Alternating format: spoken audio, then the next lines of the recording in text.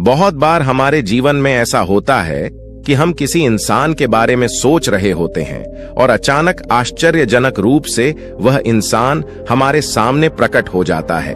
कुछ योगी या फिर हम कहें महात्मा ऐसे भी होते हैं जो बिना कुछ पूछे आपके मन की सारी बातें जान लेते हैं।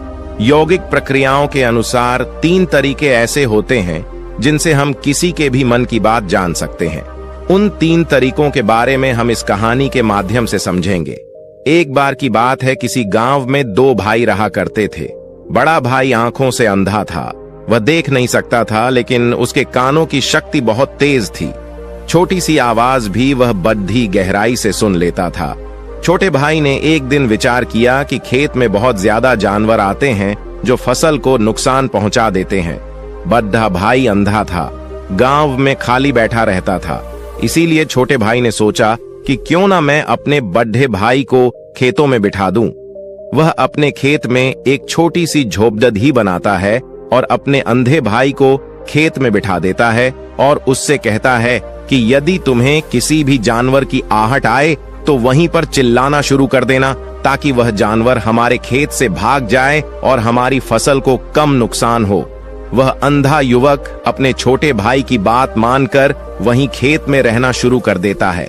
वहां रहते उसको काफी दिन हो गए थे। एक दिन उसके खेत में एक हिरण भागता हुआ आया और वह खेत की बाड़ को तोड़ ढाकर वहां से भागता हुआ चला गया। तभी उसका पीछा करते हुए एक राजा वहां पर पहुंचा और वह राजा उस अंधे आदमी से पूछता है कि भाई, मैं एक जानवर का पीछा कर रहा था, क्या तुमने किसी जानवर को देखा है? उसने कहा कि महाशय, मैं तो आप ही को नहीं देख पा रहा, मैं आंखों से अंधा हूं, लेकिन मैं आपको एक बात बताता हूं, वह जानवर जिसका पीछा कर रहे हैं वह आपके लायक नहीं है, आप उसका पीछा मत करो। राजा यह सुनकर बड़ा हैरान हुआ। यह तो अंधा आदमी है और भला यह मुझे कैसे बता सकता है कि वह जानवर मेरे लायक नहीं है? राजा ने पूछा, क्यों भाई, क्या बात है? तुमने ऐसा क्या देख लिया उस जानवर में कि वह जानवर मेरे लायक नहीं है, मेरे शिकार करने के लायक नहीं है? तभी वह अंधा आदमी उसे बताता है कि राजा साहब, वह हिरण नहीं है, हिरणी है और वह गर्भवती है, और गर्भवती हिरणी का शिकार कभी भी किसी राजा को शोभा नहीं देता, इसीलिए वह आपके लायक नहीं है। यह सुनकर राजा और ज्यादा हैरान रह गया। राजा ने सोचा कि यह तो अंधा आदमी है, इसको भला कैसे पता कि वह गर्भवती है? राजा ने उस अंधे आदमी को कुछ नहीं कहा और उसने अपने सेनापति को कहा कि किसी भी हालत में जो हिरण भागा है उसे पकड़ना ही होगा, और वह भी जिंदा, क्योंकि मुझे पता लगाना है कि वह गर्भवती है या नहीं है। क्योंकि यह अंधा आदमी बड़े विश्वास के साथ यह बात कह रहा है कि वह एक गर्भवती हिरणी है। यह सुनकर वह सेनापति उस हिरणी का पता लगाना शुरू कर देता है। कुछ समय बाद सेनापति वापस राजा के पास आता है और राजा को बताता है कि राजा साहब, बात तो बिल्कुल सही है, वह एक गर्भवती हिरणी थी।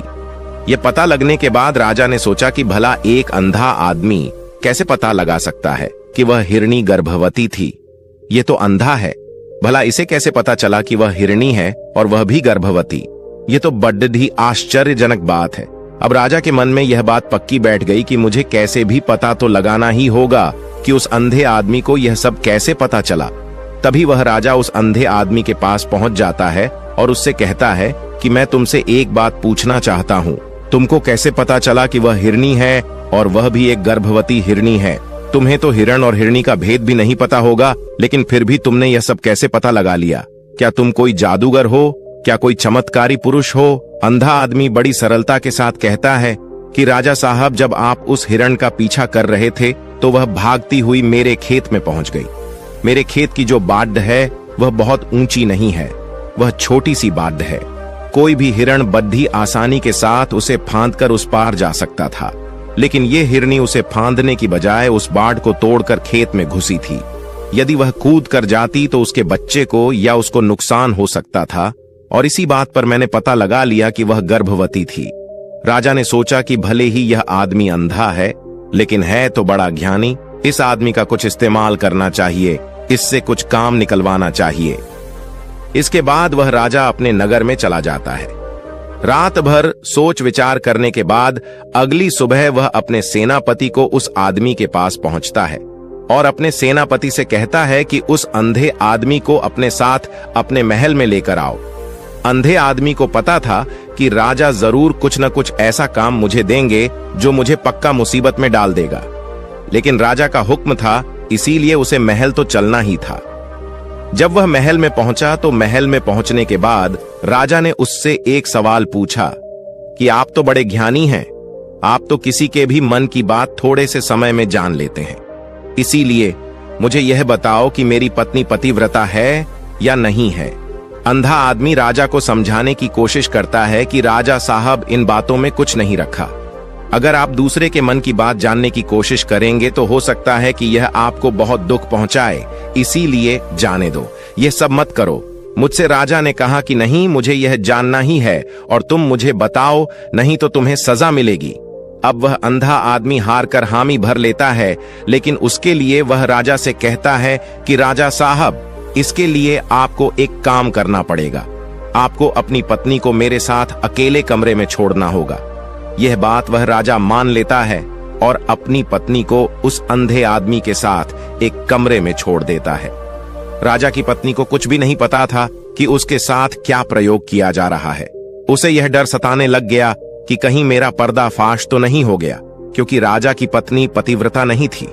कमरे में जाने के बाद राजा की पत्नी बड़ी घबराई हुई आवाज में कहती है कि पता नहीं राजा साहब मुझ पर क्यों शक करते हैं। शायद आपको उन्होंने मेरे साथ यूं ही छोड़ा है ताकि आप मेरे मन की बात जान लो। क्या आप सच में दूसरों के मन की बात पढ़ लेते हैं? यह बातें राजा की पत्नी बड़ी घबराई हुई आवाज में बोल रही थी। उसकी सांसें तेज चल रही थीं। उसकी बातें सुनने पर अंधे आदमी को ऐसा महसूस हुआ जैसे वह किसी झूठ के पकड़े जाने के डर से कांप रही हो। अंधे आदमी ने उससे कहा कि तुम इन दोनों उंगलियों में से कोई एक उंगली पकड़ो। राजा की पत्नी पहले से घबराई हुई थी। कभी वह एक उंगली पकड़ती तो उसे छोड़कर तत्क्षण दूसरी उंगली पकड़ लेती। कुछ देर बाद अंधे आदमी ने बाहर आकर राजा को बताया कि राजन, यह सुनकर आपको खेद होगा, लेकिन आपकी पत्नी पतिव्रता नहीं है। ऐसा नहीं था कि राजा को अपनी पत्नी के बारे में पता नहीं था, वह तो बस उस अंधे आदमी की परीक्षा ले रहा था। अब तो राजा को और भी ज्यादा हैरानी हुई। राजा उस अंधे आदमी से पूछता है कि भाई, तुम्हें कैसे पता लगा कि मेरी पत्नी पतिव्रता नहीं है? उस अंधे आदमी ने कहा कि राजा साहब, मैं देख नहीं सकता, इसीलिए मुझे अपने कानों पर ही विश्वास करना पड़ता है। मेरे कान जो सुनते हैं उसे बड़ी गहराई से सुनते हैं। जब आपकी पत्नी मेरे साथ वहां पर बातचीत कर रही थी तो उससे साफ प्रदर्शित हो रहा था कि वह बहुत डरी हुई है। उसे किसी झूठ के पकड़े जाने का डर सता रहा था, और जब मैंने उसे अपनी उंगलियां पकड़ने के लिए कहा तो वह उंगलियों को बार बार बदल रही थी। अगर वह पतिव्रता होती और उस पर गलत आरोप लगाए जाते तो वह रोती, गुस्सा करती, लेकिन डरते कभी नहीं डरता। वही है जिसके मन में झूठ या पाप छुपा होता है। बस मैंने उस डर को महसूस कर लिया और मुझे पता लग गया। राजा उस अंधे आदमी से कहता है कि मेरा एक आखिरी सवाल और है, इसका जवाब देने के बाद मैं तुम्हें यहां से जाने दूंगा। वह राजा कहता है कि मुझे यह बताओ कि क्या सच में मैं अपने पिताजी का ही बेटा हूं या फिर किसी और का? वह अंधा आदमी राजा को समझाने की कोशिश करता है कि राजा साहब, आपको इससे क्या लेना देना, आप कुछ और सवाल पूछ लो, इस सवाल का क्या औचित्य है? लेकिन राजा कहता है कि यह बात मेरे मन में हमेशा अटकी रहेगी, इसीलिए मुझे इसका जवाब दो, उसके बाद तुम यहां से चले जाना। वह अंधा आदमी कहता है कि राजा साहब, अगर आप चाहते ही हैं तो इसका जवाब तो मैं आपको यूं ही दे सकता हूं। उसके लिए मुझे आपकी मां के पास जाने की जरूरत नहीं पड़ेगी। मैं आपको इसका जवाब यहीं पर दे दूंगा, पर आप वादा करो कि आप गुस्सा नहीं करोगे।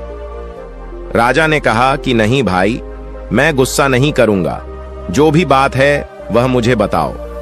अंधा आदमी कहता है कि राजा साहब, आप हैं तो अपने पिता के ही पुत्र, लेकिन आपके ऊपर एक कंजूस सेठ की छाया पड़ी हुई है।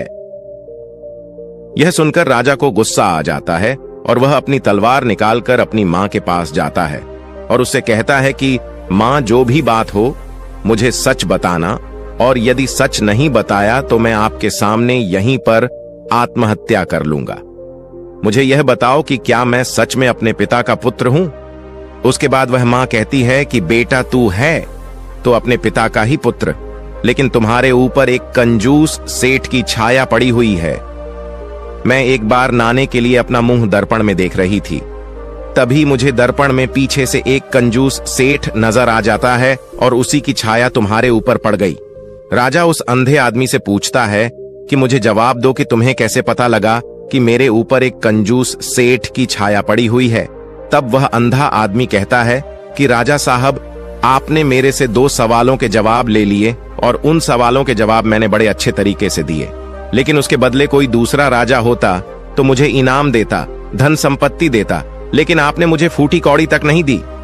यह सुनकर राजा मुस्कुराने लगा और वह उससे कहता है कि आप जो चाहेंगे मैं आपको वही दूंगा, लेकिन मुझे सिर्फ यह बता दो कि तुम दूसरे के मन की बात कैसे जान लेते हो, कैसे तुम्हें पता लग जाता है कि यह बात सही है या गलत। अंधे आदमी ने राजा को समझाते हुए कहा कि राजा साहब, 3 तरीकों से हम किसी के भी मन की बात जान सकते हैं। अंधे आदमी ने बताना शुरू किया कि राजा साहब, मैं तो अंधा हूं, इसीलिए मैं उतनी गहराई से किसी की बात को नहीं समझ सकता जितना कि एक आंखों वाला आदमी समझ सकता है। लेकिन आदमी के पास जब आंख होती है तो आंख उसे बाहर की ओर लेकर जाती है, लेकिन अगर वह अपने मन को स्थिर कर लेता है, शांत कर लेता है, विचारों से खाली कर लेता है, तो वह सामने वाले की आंखों में देखकर, उसके चेहरे को देखकर यह पता लगा सकता है कि उसका भाव क्या है। राजा साहब, शब्दों के जाल में पड़ने की बजाय उसके भावों पर ध्यान देना शुरू करो। उसके भाव क्या प्रदर्शित कर रहे हैं?